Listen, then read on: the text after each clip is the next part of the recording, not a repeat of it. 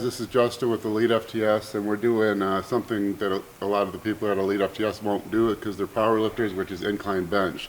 But I come from a bodybuilding background, and upper chest is really kind of one of the more important aspects of the sport. I mean, no matter what you do, you're going to have a big lower chest. Any pressing movement that's going to work, and really what sets people apart is their upper chest. And now, me personally, I was very shoulder dominant, and so I always had a lot of problems developing my upper chest. And so I would try to look at it from a biomechanical standpoint, and I think, well, I want to do the very bottom of the movement because that's where I'm going to get the most, stretching, contraction on the pec muscles. And I did that for years and was never making any progress. And I realized, like, when I really tried to work it through and, feeling each thing, I realized that for me, being shoulder dominant, going closer to my upper chest was almost all shoulder, and I was not working my chest.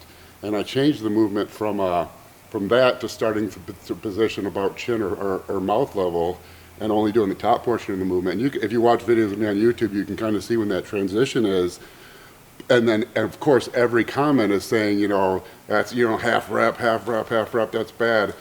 But I can give a perfect example of another shoulder dominant bodybuilder who had the same issue, who made the same change, and is really partly why I started doing that, and that's Steve Kuklo. Steve Kuklo, early in his career, was always knocked down for his upper chest, and he was shoulder dominant. And I think Dan Newman, who I believe now has his PhD in kinesiology, some kind of sports science, very intelligent guy, kind of worked that through it with him also biomechanically. And so Steve made that transition, and now Steve's upper chest is no longer an issue. He's top 3 at the Arnold, and he's one of the top bodybuilders in the world. The way I would always want to do it is bring the bar way down like this, and actually I would bring, on a Smith, I would bring it down more towards my lower chest, and you think I'm getting the most range of motion, but what would always end up happening would be my front delts would be sore, and I wouldn't be sore here.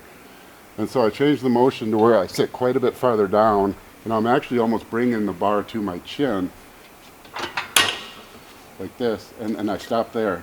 And so from right here, if you actually track the fibers of the muscle fibers of the upper chest, you see they really do do all their contracting from here to here, and kind of from here to here is really just like my shoulder kind of torquing.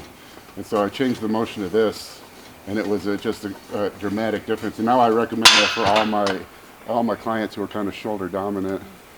And actually, Vince Gironda in the 1950s, back before they really even had incline benches or anything, he realized he could target his upper chest by doing flat benches to the chin.